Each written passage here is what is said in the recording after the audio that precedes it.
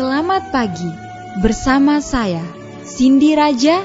Mari awali aktivitas dan pelayanan Anda melalui renungan pagi bersama Allah di waktu fajar.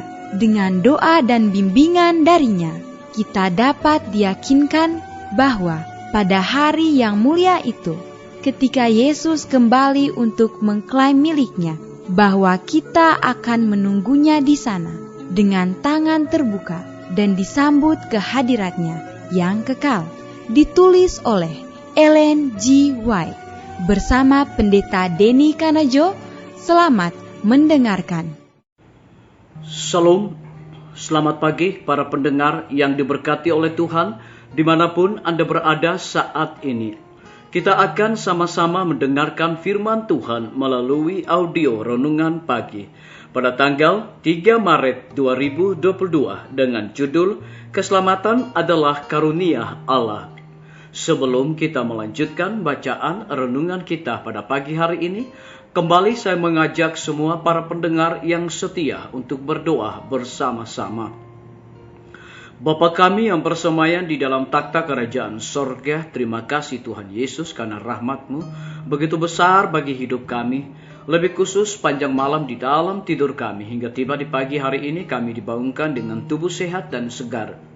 Sebelum kami melakukan segala tugas pelayanan pekerjaan kami sepanjang hari ini, kami rindu untuk belajar mendengarkan firman Tuhan. Curahkanlah kuasa Roh Kudus-Mu kepada masing-masing kami, agar kami dapat mengerti dan kami dapat mempraktekannya di dalam kehidupan kami. Terima kasih Tuhan Yesus, ampuni kami Bapa, karena kami sudah berdoa hanya di dalam nama Tuhan dan Juru Selamat kami. Amin. Ayat inti kita terambil di dalam Efesus 2 ayat yang ke-8 hingga ayat yang ke-9. Demikian firman Tuhan. Sebab karena kasih karunia kamu diselamatkan oleh iman, itu bukan hasil usahamu, tetapi pemberian Allah. Itu bukan hasil pekerjaanmu. Jangan ada orang yang memegahkan diri. Mari kita ikuti penjelasannya. Keselamatan adalah pemberian yang cuma-cuma, namun demikian itu harus dibeli dan dijual. Dalam pasar di mana pengasihan ilahi yang memimpin, mutiara yang berharga itu digambarkan sebagai dibeli tanpa uang. Di pasar ini semua bisa memperoleh harta sorga. Simpanan permata-permata kebenaran terbuka bagi semua orang. Lihatlah, aku telah membuka pintu bagimu, kata Tuhan, yang tidak dapat ditutup oleh seorang pun. Tidak ada pedang yang mengawal jalan melalui pintu ini. Suara-suara dari dalam dan di pintu mengatakan, datanglah. Suara Juru Selamat sungguh-sungguh dan penuh kasih sayang yang mengundang kita. Maka aku menasihatkan engkau, supaya engkau membeli daripadaku emas yang telah dimurnikan dalam api, agar engkau menjadi kaya. Injil Kristus adalah satu berkat yang bisa diperoleh semua orang. Orang yang termiskin sanggup sama seperti orang yang terkaya membeli keselamatan. Karena tidak ada jumlah kekayaan dunia yang bisa memperolehnya. Itu diperoleh melalui penurutan dengan sukarela, dengan menyerahkan diri kita kepada Kristus sebagai milik yang dibelinya sendiri. Dengan pendidikan yang tertinggi, sekalipun tidak menyanggupkan seseorang semakin dekat kepada Allah. Orang Farisi menyenangi keuntungan yang bersifat sementara dan duniawi, dan yang bersifat rohania, dan dengan angkuh mereka berkata, kami kaya, tidak kekurangan apa-apa, padahal mereka melarat dan malang, miskin, buta, dan telanjang. Kita tidak bisa mendapatkan keselamatan sebagai upah, tetapi kita harus berusaha mendapatkannya dengan minat dan ketekunan yang sungguh, seperti kita rela meninggalkan segala sesuatu di dunia ini untuk mendapatkannya. Tinggalkanlah pemikiran bahwa keuntungan-keuntungan duniawi dan rohani akan dimenangkan demi keselamatanmu. Allah menuntut penurutanmu dengan sukarela. Ia meminta engkau meninggalkan segala dosamu. Disalin dari buku seri Membina Keluarga, jilid 5, halaman 82 dan 83. Biarlah bacaan renungan kita saat ini akan menjadi berkat bagi kita semua. Mari kita tunduk kepala dan kita berdoa.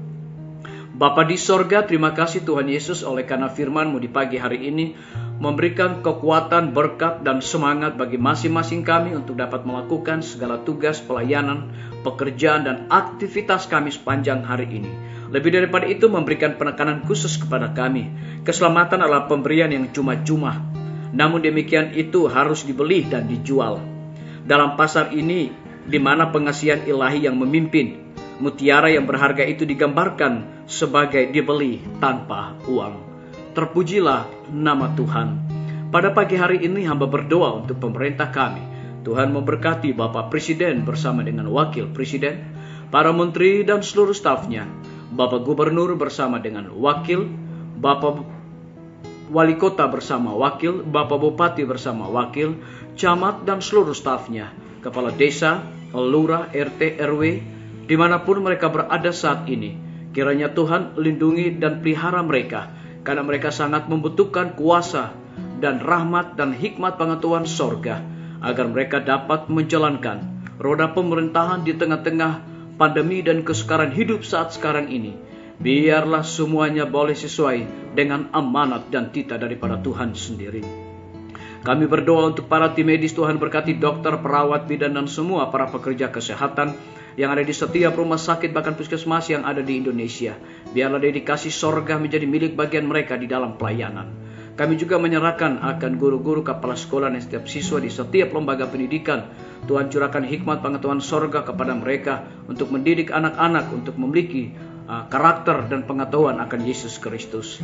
Kami juga berdoa untuk pimpinan-pimpinan organisasi gereja Tuhan, dari tingkat yang tertinggi sampai kepada gembala jemaat. Saat ini Tuhan, mereka membutuhkan kuasa Roh Kudus-Mu. Kami juga berdoa untuk TNI, Polri, PNS, wira swasta, petani, pedagang, nelayan, ojek online, dan saudara-saudara kami yang ada di dalam penjara. Tuhan lindungi, pelihara mereka, cukupkan kebutuhan mereka, dan biarlah mereka juga bertanggung jawab di dalam segala tugas mereka. Kami berdoa untuk para pendengar yang setia yang berulang tahun saat ini.